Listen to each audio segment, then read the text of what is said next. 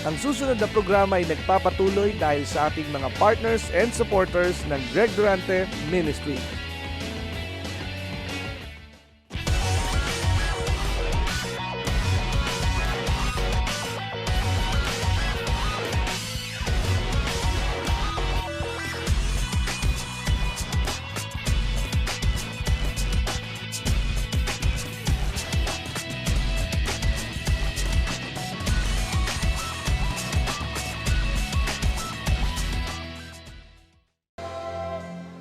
You are amazing, Lord, amazing God.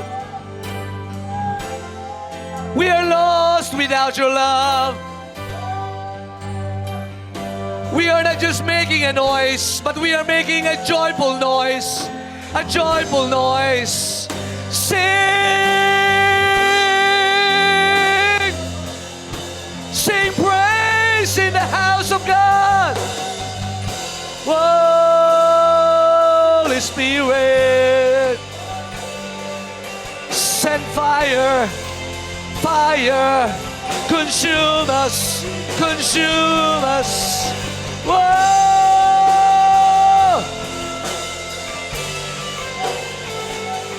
Holy Spirit, come. We lift our hands, we lift our voice. We will not stop. We will not stop. We will never stop. Hallelujah. Great are your words. Great are your words. The joy of the Lord. The joy of the Lord. The joy of the Lord.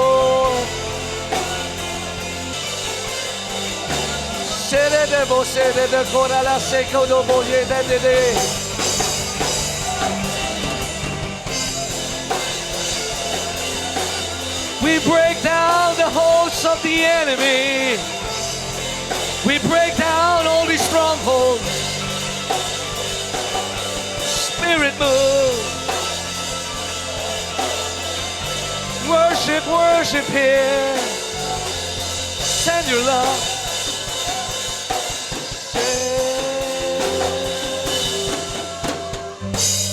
Send your love tonight. Breathe on us tonight, Lord. Breathe on us tonight, Lord. We believe, magpapagaling ka po ngayong gabing ito. May mga lalaya ngayong gabing ito.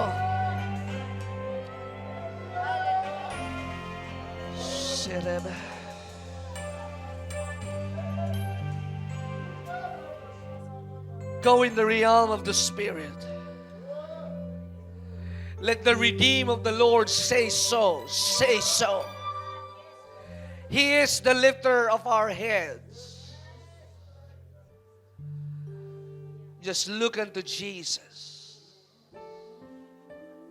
Panginoon, we just want to turn our faith to the next level. Gusto po namin na may pagkilos at bagong karanasan ng iyong kapangyarihan. No dull moments, no dry moments. We want to be energized by your power. Na hindi po kami basta nakakahon lamang at nakapakit at nakadilata lamang sa aming paniniwala tungkol sa iyo. Ikaw ay walang hanggang Diyos. Nung una pa man ay hindi ka tumitigil sa paggawa ng himala. At naitala ito sa banal na kasulatan. Kaya ngayong gabi, Panginoon, handang-handa po kami na sa pagtatapos ng buwan ng Enero, 1 down, 11 months to go. Katulad ng basketball, maaring tayo ay nasa last 2 minutes round. And the game is about to decide kung sinong mananalo. Kaya ang pinakamainam na labanan ay may pinakamainam na gantimpala. Sa pinakamataas na pressure, ito ang may mas malaking sahod. Kaya ngayong gabi, if you are feeling all the pressures, gusto ko nang paalisin dyan sa inuupahang mong bahay, dinadala ka ng Diyos sa iyong muling pananalig at panunumbalik na pagtitiwala sa Kanya upang manalig na ikaw ay bibigyan ng Diyos ng bahay na para sa iyo. Napapagod ka na ba dyan sa iyong kumpanya? Napapagod ka na ba dyan sa iyong empleyo? Ginagawa ng Diyos ang lahat ng bagay para mas maitulak ka sa mas magandang disenyo at plano ng Panginoon. He is the potter and we are the clay. Submit yourselves therefore unto God. Resist the devil and the devil shall flee from you. Kaya Panginoong Diyos, alisin mo po ang aming pag-aalinlangan, ang mga katatakutan sa aming pagtanda, ang aming mga alalahanin sa aming mga anak. Panginoon, we just live in the green pasture. We will lie down in green pasture. Ikaw ang aming dakilang pastol.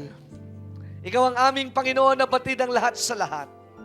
Kaya Panginoon, ang panahon ng pagtangis at panahon ng pagluha ay mahahalina ng isang umagang punong-puno ng kagalakan at punong-puno ng pagsasayaw sa awit at himno at sa saliw ng iyong katagumpayan. Kaya Panginoon, maraming salamat. Bless us indeed and enlarge our territory. Enlarge your vision. See through the eyes of faith. God is always good and His nature is goodness. And the goodness of the Lord will follow us all the days of our lives. Salamat po. Mabubuting bagay lamang ang welcome sa aming mga buhay. Salamat po sa iyong lahat ng papurit parangal. Ang aming samod na langin sa pangalan ni Jesus. Amen. Palakpakan po natin ang ating Panginoon. So, I just want to share the Word of God and bless you ngayon pong araw na ito. At ako po ay nagpupurit, nagpapasalamat sa Diyos na sa akin pong personal na buhay, ang Diyos ay napakabuti. Amen. Ang Diyos ay tapat sa Kanyang pangako. Ang Diyos ay totoo sa Kanyang pangako. Kaya po ngayong gabi, I just want to impart my heart that God will always set you up. Ang Diyos ang magtatakda at ang Diyos ang magdaragdag at ang Diyos ang magdurugtong. Before, I was just a listener like you. But when I step in to my God-given destiny, I know there is more. Nung una po, ako po'y tagapakinig lamang din. At hanggang ngayon ay nakikinig pa rin. Pero nung tinungtungan ko na po ang pinakaplano ng Diyos sa aking buhay, I've been experiencing wonderful turnaround in my life. Amen? Ibig sabihin, you are able to reach out the unreachable. You are able to meet people that you have not known. Nakakausap mo at nakakamingle mo ang mga taong hindi mo inaakalang makakausap mo. Pero pag ang Diyos ang nagdala, tiyak po na ang hiya ay maisasantabi. Hindi ko naman sinasabi magiging walang hiya, pero pag ikaw ay may tapang buhat sa Diyos, you will see through it. Ang sabi nga ni Pablo, nung siya'y humarap sa Sanhedrin, hindi siya natakot sapagkat ang kanyang pinaniniwalaan, ang Diyos ang magsisilid ng laman sa kanyang bibig kung ano ang kanyang sasabihin. Kaya mga kapatid, it's good that we keep on learning because one day, when you are already equipped, God will send you out. Amen? Hindi tayo pang Green Hills lang. Amen? Sabi mo sa iyo katabi, hindi ka lang para dito para magsimba. Amen? Hindi ka lamang para sa ganyang uri ng buhay. Merong may magandang gagawin sa iyong Panginoon. Hindi ko lang alam kung ano, pero merong maganda. Amen? Praise God.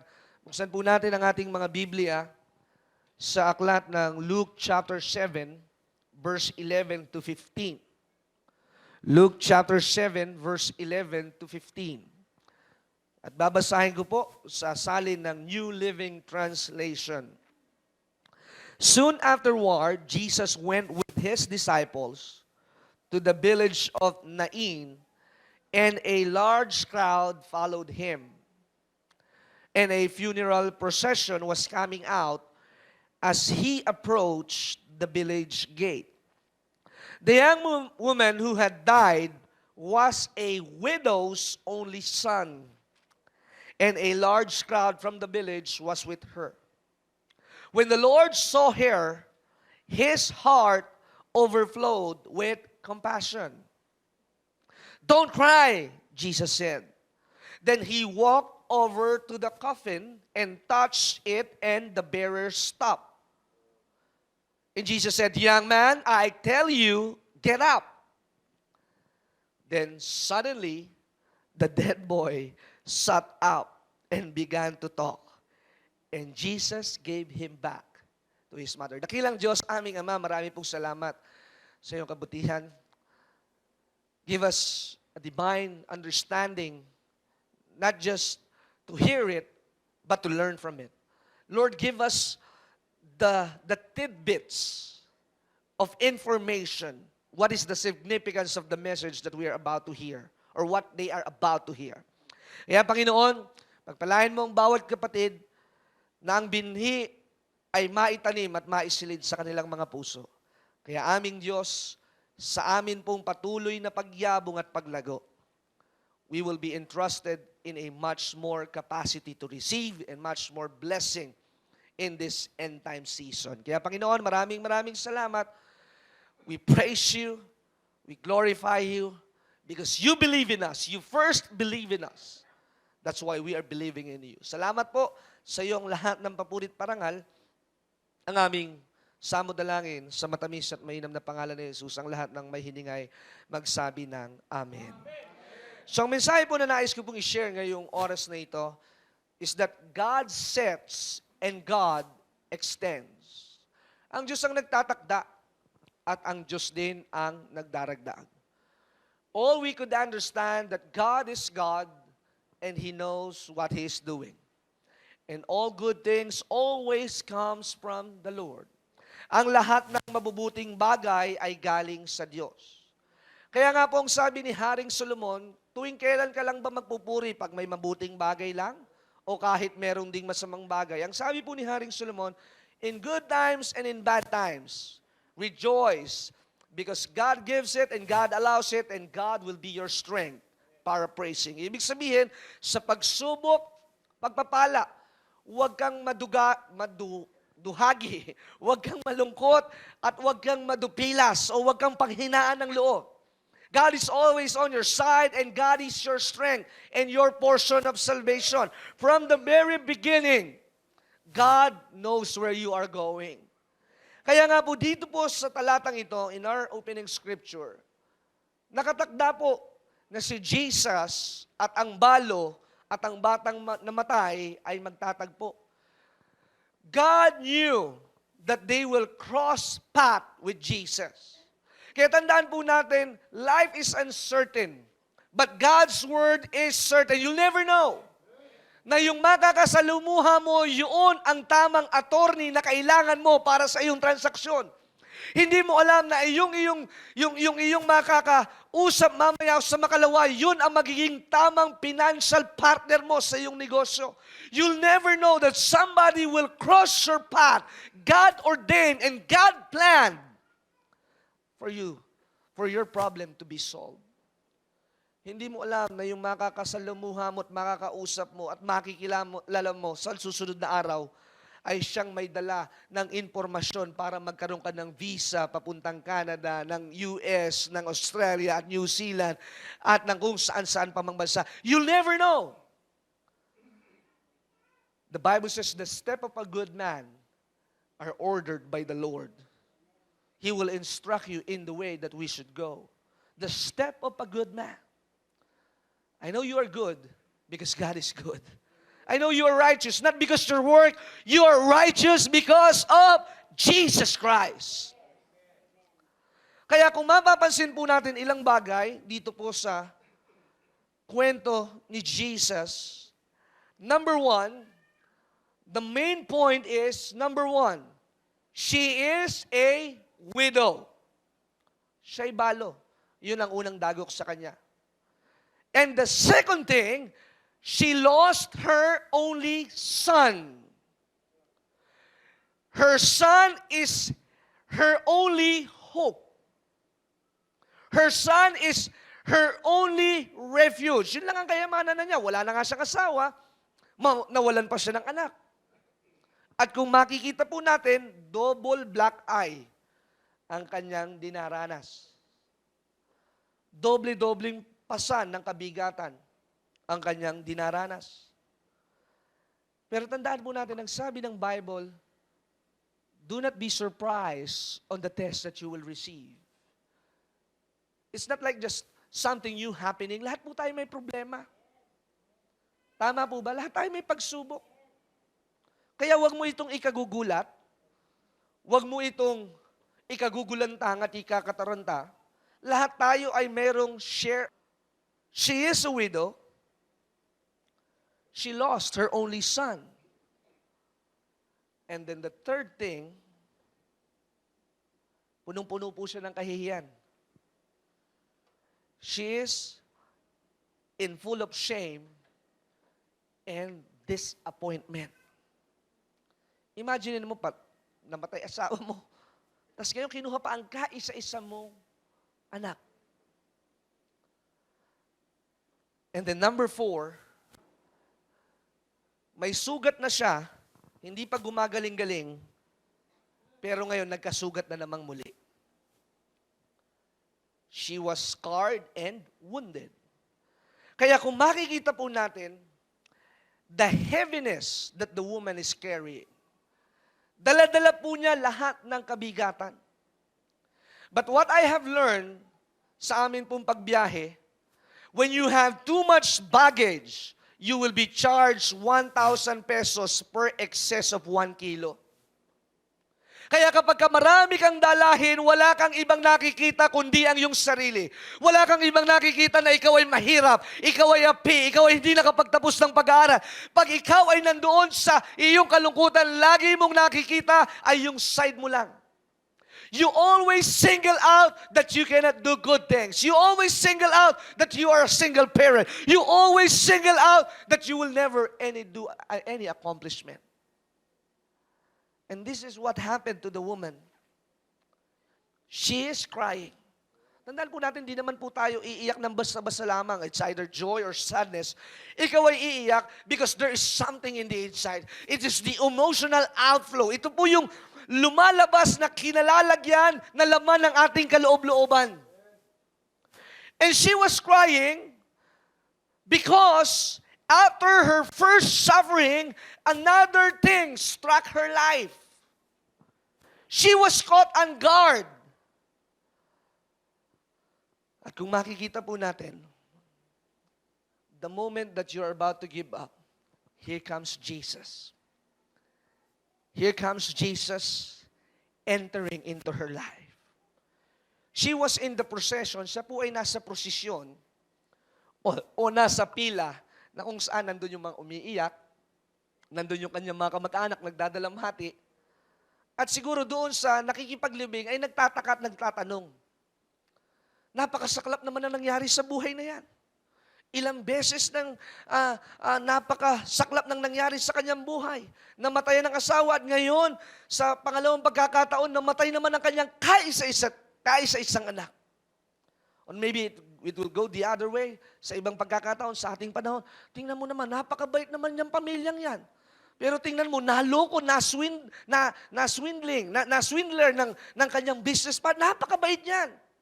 At minsan po, ang napakahirap is we cannot protect ourselves from the shame and the pain that is happening in our lives.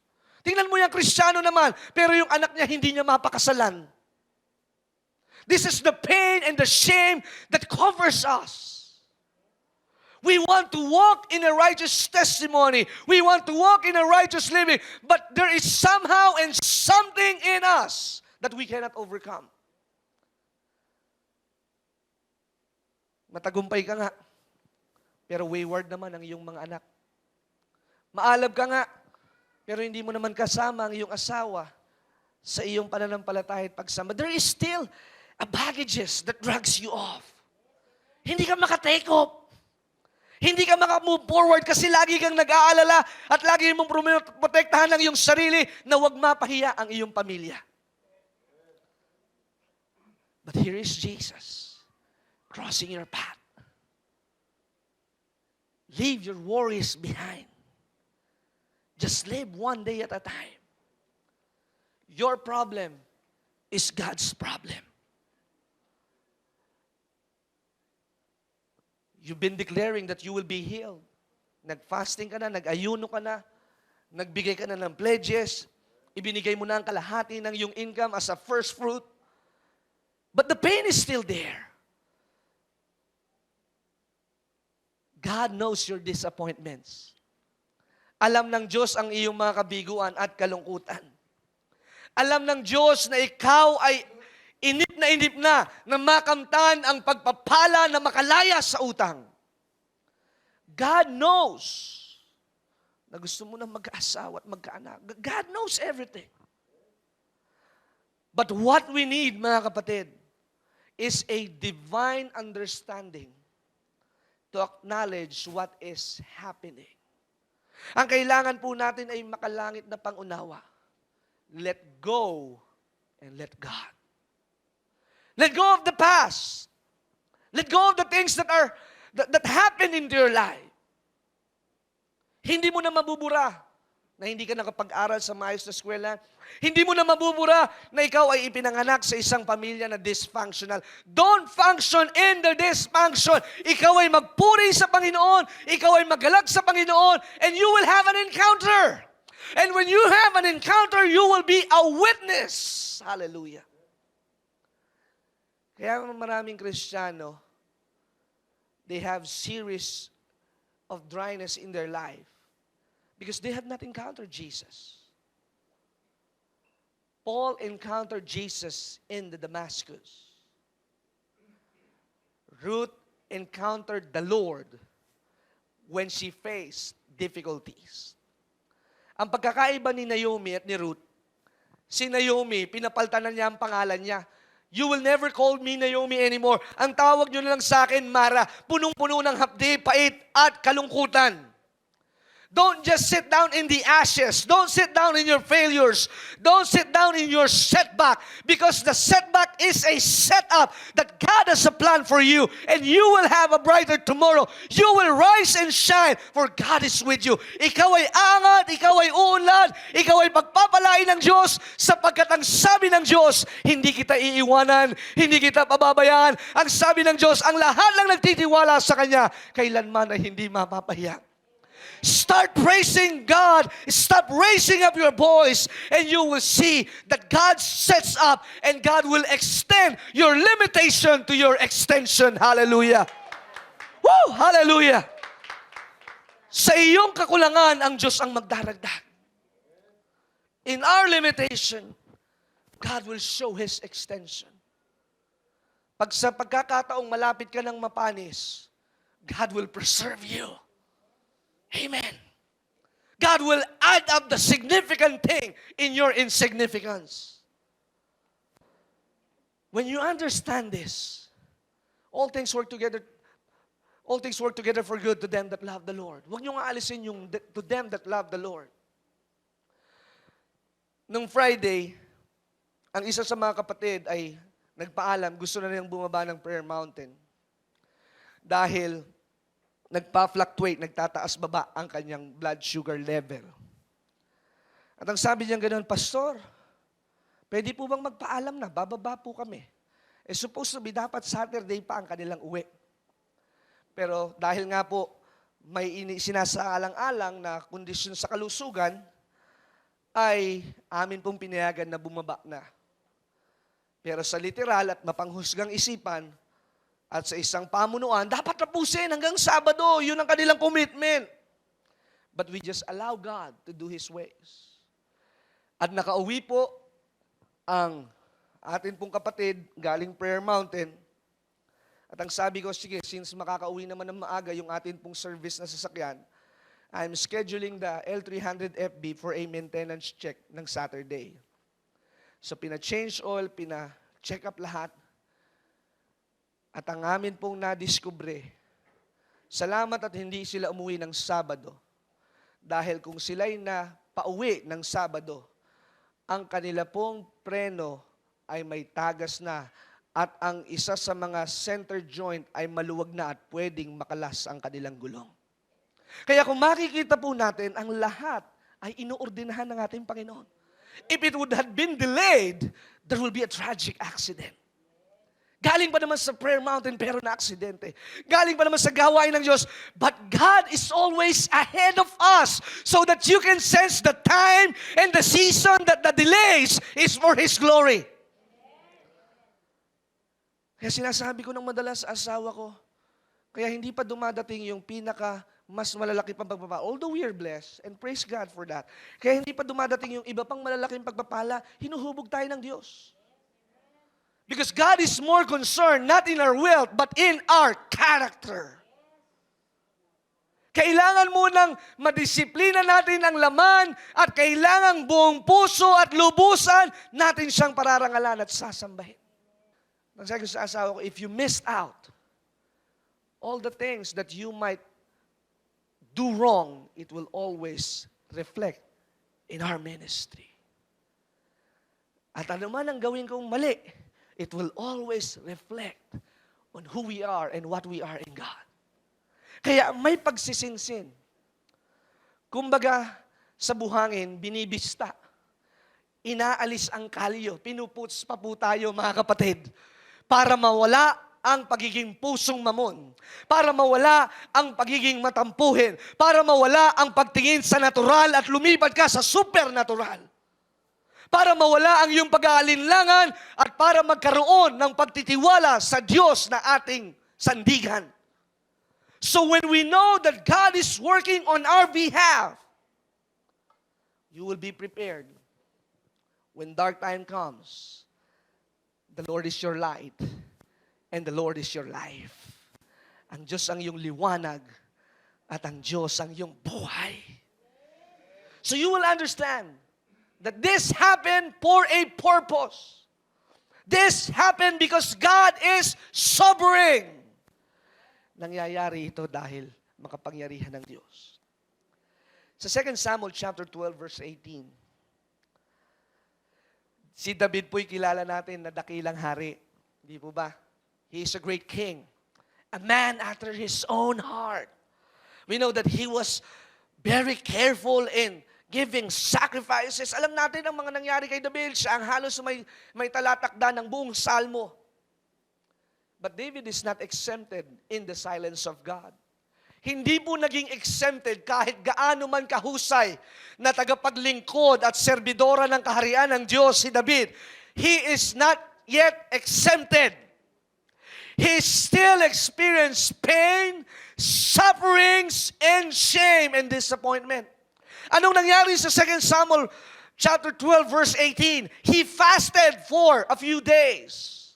He put sackcloth and he put ashes in his head, begging God na ma-revive ang kanyang anak. But what happened? After a few days, the little boy died. Because God is just pruning the heart of David for a better cause. Bakit kanyo namatay yung bata? Papaano? Bunga ng kasalanan. Naliligo si Bathsheba, nakita niya, sexy, ilagay si Uriah na kanyang asawa sa unahan at kailangan siyang mamatay. So there is an inflicted scenario na mabalo si Bathsheba. And God knows our intention. Kaya nung nag-ayuno si David, God never answered. The heaven is shut. And the boy died. At nung namatay ang bata, this is what I admire with David.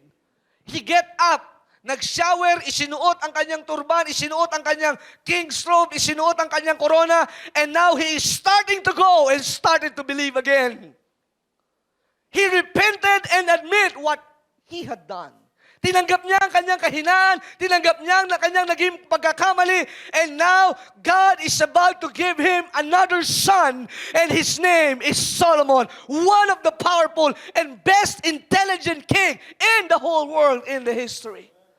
So one was lost, but God will replace. Nawala ang asawa ni Naomi, nawala din ang kanyang anak, pero binigyan siya ng manugang na napakabait.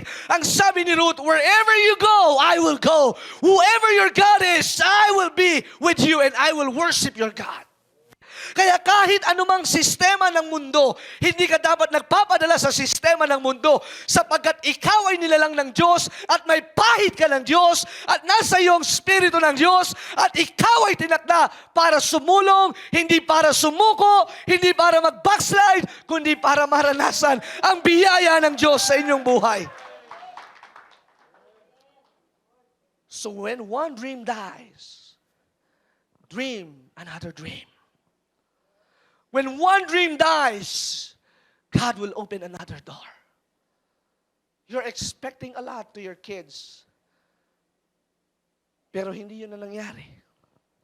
You're pushing them to serve the Lord. Pero hindi yun nangyari. But remember, my God and your God is the God of the resurrection of the dead. Maring ito yung nire-representa nung batang patay.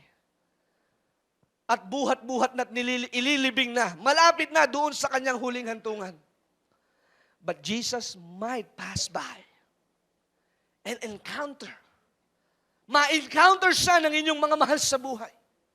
At magsasabi, Daddy, yung iyong Diyos na sinasamba at ipinapangaral ng mga mamang yan ay nais ko na ring makilala. Because when Jesus sets up, He is sure that you will follow. Nung dumating si Jesus sa buhay ni Pedro, sabi ni Pedro, no, I'm an unclean person. I am a sinner. Get out from me. Sabi ni Matthew, no, I'm a sinner. I'm a tax collector. But when they encountered Jesus, they gave out all their life. Kaya kapag naranasan mo ang ating Panginoong Hesus, ang buhay mo'y ibibigay mo, ang pera mo'y ibibigay mo, ang panahon mo'y ibibigay mo, pati kotse mo, pati bahay mo, ipapagamit mo para sa kaharian ng ating Panginoon. When you encounter Jesus, you will lose yourself and you will begin to be led by the Spirit and to become children of God. Hallelujah. Kaya kapag na-encounter mo at naranasan ng Diyos, hindi ka na magpapatumpik-tumpik at magpapakuli-kuli pa. Kaya ang sabi ni Pablo sa Philippians chapter 3, verse 7 to 12, lahat ng bagay ay nagkaroon ng napakahalagang kabuluhan sa aking buhay. I once thought these things were valuable, but now I consider them worthless. Kaya umiiyak yung balo. Alam niya na yung anak niya ang magtataguyod sa kanya. And sad to say, kaya niyo pinag-aaral lang inyong mga anak sa magandang eskwelahan. Because you are thinking, one day your children will pay you back. Tandaan po natin, hindi obligasyon ng anak na tulungan ng kanilang mga magulang. Ang sabi ng Biblia, ang magulang na may takot sa Diyos, pagpapalain ng ating Panginoon. Don't expect something for your children because if you trust the Lord will touch the heart of your children. Do not depend and do not dictate what amount of money that you will receive to your children. That's right. They will have their own life. But if you trust God, kahit 70 anyos ka na, makakapag-accounting ka pa rin ng iyong negosyo. Makakapagbenta ka pa rin. At ikaw ay pagpapalain pa rin ng Panginoon. At pagdating ng iyong retirement, hindi ito ang katapusan ng biyaya ng Panginoon. Bagkus ito pa lang ang interest ng iyong dividendo, ng iyong lahat ng ibinigay sa ating Panginoon. When you invest in the kingdom of God, whether it is time, money, or even your life, laging merong dakilang interes ang gagawin sa iyo ng ating Panginoon. I spent most of my time in the church doing the youth ministry. And perhaps I'm receiving the partial down payment of my reward in heaven. Not the full reward, but the partial. 2% pa lang yung natatanggap kong reward ko. Sapagkat alam ko, mas mayabong pa ang susunod na 15 taon ng ministeryo na ipagkakatiwala sa akin ng ating Panginoon. Mas mayabong pa ang susunod na 20 taon ng biyaya ng Diyos Christian Fellowship. I consider this as a trash. I have lost all those things. They are worthless.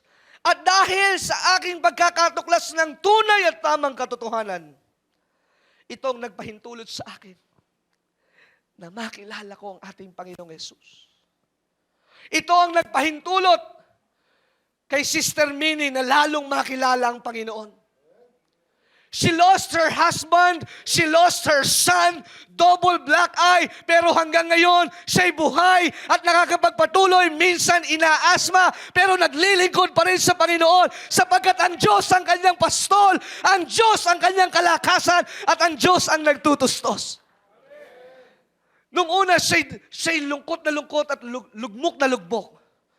Wala nang additional income. Wala nang lalaking malakas kumita. Pero yung income na kayang kitain nung dalawang mag-ama ay ngayon ay unti-unting ibinibigay ng Diyos sa kanyang nag-iisang panganay na babae. At meron pa siyang ang pangalan ay Paul. Ganyan lamang siya kalaki. Pero ang puso niya ay napakalaki para sa Panginoon. He encourages us. Sapagkat ang sabi ng doktor, hindi na siya mabubuhay. Pero ngayon, 24 years old na, naghihintay na lang na mapapangasawa.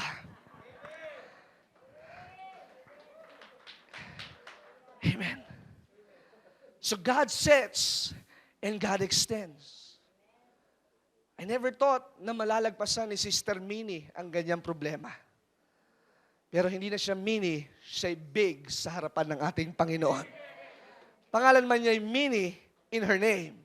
Pero in the eyes of God, she is so big because her heart is set in the foundation of the Lord. Hallelujah. Kaya nga sabi ni Pablo, ngayon ako ay nagpapasakop at naniniwala kay Kristo. Ginamit ng Diyos, God uses my faith to make me right with Him. I want to know Christ and His power that raised Jesus from the dead. So it's only Jesus who will resurrect us. It's always Jesus. Kaya nga po, nais kong ipaunawa sa inyo, always Jesus and only Jesus. The best prescription that I could give to you, take Jesus daily. Hallelujah. Laging araw-araw kang makipag-fellowship sa Panginoon. I know you are busy. I know you have lots of obligation. Pero habang naliligo ka, talk to Jesus. Habang nagdadrive ka, talk to Jesus. Habang ikaw ay inaantok, talk to Jesus. Hindi mo naman kailangan ng todong 2 oras na talagang ikaw ay nakaset up. But this is good, that is good. Pero may mga pagkakataon. You must remind yourself, I have this car because of Jesus. I have this house because of Jesus. I have this anointing because of Jesus. And He has the power to raise me and to pick me up when I was set in the miry clay. Siyang may kakayanan para ako'y damputin at pulutin kung ako man ay nadadapa at nalulugmok sa putikan. Sa akin pong pagtatapos, sa Psalms chapter 69, verse 29 to 33, I am sad and hurting. God save me and protect me. Ako ngayon ay malungkot at nasasaktan, sabi ni David. Panginoong Diyos, iligtas mo ako. In other words, rescue me, O God. Alam niyo po, nandito si Ate Asel, nakita namin sa post ng Facebook, si Tito Tibbs patay na. Alam niyo na po ba? So, we are so saddened that one of the Durante, again, died in a young age. And I look back on the history, ang mga Durante pala, namamatay ng mga maaga, yung mga lalaki. May 12 years old, pinakabata, 3 years ago, yung isa na anak nung kamag-anak namin, si Tito Imo na nasa Cagayan de Oro, 19 years old, died in leukemia. And so on, wala pong nakakaabot ng 60 years old. At ito po ay nakakapagtaka. Kaya wala po kaming reunion nung last December, dahil nung last year naman, namatay naman yung isa naming tito din, na halos kasunod ni Daddy, na magsi-60 years old o 61. And now, another Durante died. And we're so puzzled. But praise God, my dad is going to his 66 years, still healthy, still strong, because God is our portion and God is good. Iba ang may Diyos na pinaglilingkuran. Iba ang Diyos na may pinagtitiwalaan. Iba ang Diyos na may sinasamba. Sapagkat pag may nararamdaman ka, you can praise God all the way, and throughout the day, you will depend on God and worship Him and speak in tongues and be recharged in the Spirit. And when your spirit is strong, your flesh will be strong. When your spirit is strong, your soul and body will be strong. So the devil cannot trouble your life. Hindi ka pwedeng gambalain ng dyablo. Aali-aligid siya na parang niknik at anay. What you permit will enter. Kaya sabi ni Mami, ilehans nga natin ang daddy mo. Sabi ni daddy, niyo ko ilehans. Sapagkat ako ay 90 years old ang buhay. Siya nga naman, Mami, huwag kang masyadong buti na lang nakauwi na. O siya nga naman, Mami, huwag kang matakot, hindi ka mababalo. Just trust in the Lord. Buti na lang, nandun ako, naka-back up. Oo nga naman, huwag kang matatakot, Mami. God is our life. Amen. You will not die in the plan of God. Hindi ka mamamatay ng hindi tinakda ng Diyos. Hindi pa tayo nagkakaroon ng gusali, kaya lahat tayo mahaba ang buhay. Lalo na si Sister Mercy, mahaba din ang kanyang buhay. Hallelujah. Oh, kadadababasek, kadadabe. Woo! I can feel the presence of the Lord. Nararamdaman niyo ang presensya ng Diyos. O uwing-uwi na kayo. Hallelujah. In your darkest hour, God is your portion. At magtatapos po ko sa isang kwento. Meron pong 3 magkakapatid. At tinanong ang kanilang nanay. Ang sabi ganito, sa iyong mga anak, sino ang pinakamamahal mo? Sabi ng nanay, wala akong favoritism. Lahat sila'y mahal ko. Mahal ko si panganay, si pangalawa at si bunso. Tinanong ulit siya ng psychologist sa pangalawang pagkakataon. Mami, sino ang pinakamamahal mo sa iyong anak? Wala. Pantay-pantay. Masama yan, may favoritism.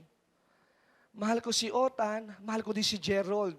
Mahal lahat yan ni Brother Roger. Lahat yan pantay-pantay. Mahal ko rin. Si Marie Chris, sabi ni Brother Roger, pantay-pantay. But on the 3rd time, the doctor insisted, come on, I know there is a difference between your 3 children. At natahimik po ang nanay. And suddenly she stopped. And in silence, she speaks up. At ang sabi po ng nanay, sige doktora, I just want to be honest with you and share my heart. Sa 3 magkakapatid, ang aking medyo binibigyan ng atensyon ay yung aking anak na may sakit o nagkakasakit. Binibigyan ko ng extra attention and extra care yung aking anak na medyo mahina sa eskwela. Binibigyan ko ng extra care yung aking panganay na anak na laging hingi ng hingi sa akin ng pera at pambayad ng bill at upa ng kanilang bahay at renta ng kanilang sasakyan. So, yung pinakamahina at nangangailangan ng tulong, doon ko binibigay ang aking buong lakas. So sabi ng doktora, ibig sabihin bang ganyan? May favoritism ka? Wala, doktora, but I am exerting much love to those who are in need. Kaya nais ko pong ipaabot sa inyo, lahat tayo anak ng Diyos. Pero kung ikaw ang may pinakamalaking problema ngayong gabing ito, ikaw ang pinakamahalagang lalaki at babae sa paningin ng ating Panginoon. Kung ikaw ay nawalan, kung ikaw ay nalugi, ikaw na babae at lalaki, ikaw ang importante sa Panginoon ngayong oras na ito. Ikaw na pinapalaya sa inyong apartment, ikaw ang pinakamamahal ng Diyos sa gabing ito, sapagkat ikaw ang mas nangangailangan ng tulong, ikaw ang may kailangan ng 1,000,000, ikaw na may problema sa BIR, ikaw ang may pinakadakilang atensyon na maaamot sa ating Panginoon. You are important. And God is about to rescue you. Ang nangangailangan ng pag-akay ay yung katulad ng anak kong si Johan na laging nadadapa. I love both of my kids. Pero yung hindi pa nakakasubo ng pagkain, yun ang mas aming tinutulungan. Kaya ikaw na hindi kayang makapanalig, ikaw ang gustong turuan at tulungan ng ating Panginoon. Ikaw na matatakotin sa multo, ikaw ang gustong turuan ng ating Panginoon. Ikaw na tamad manalangin, ikaw ang gustong turuan ng ating Panginoon. Ikaw na tamad na magbasa ng Biblia, ikaw ang nais makasama at makaulayaw ng ating Panginoon.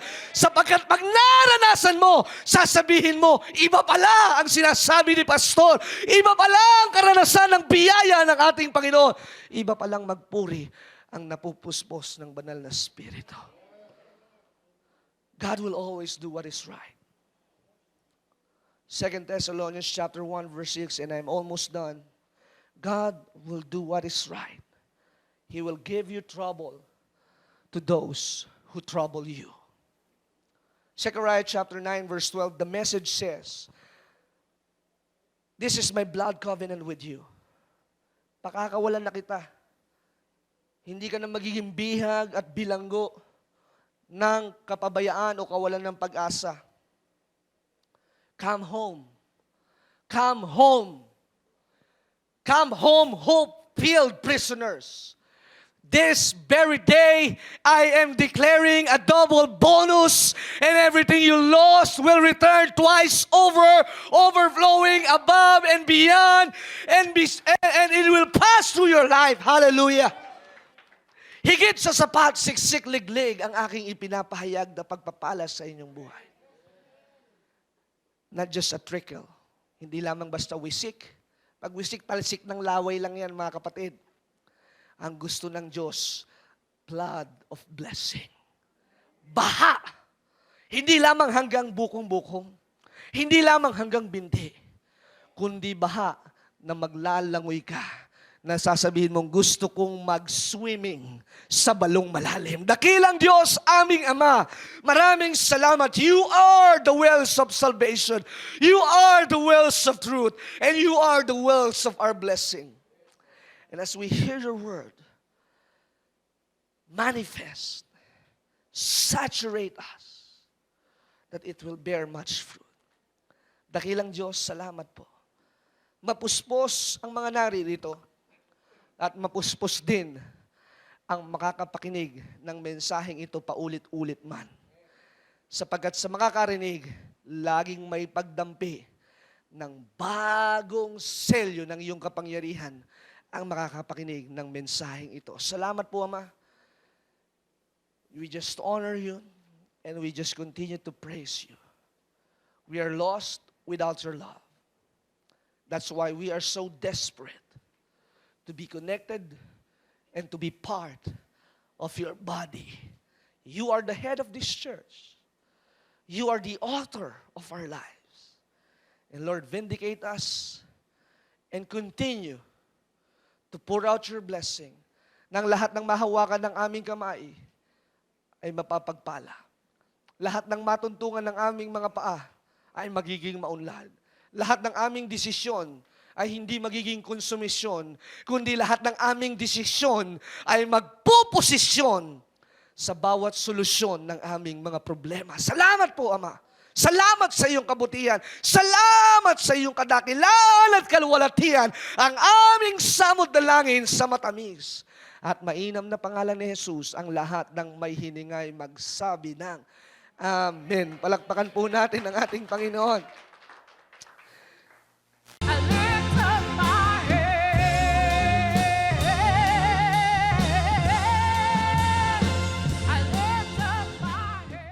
Sige, magsalita ka na lang.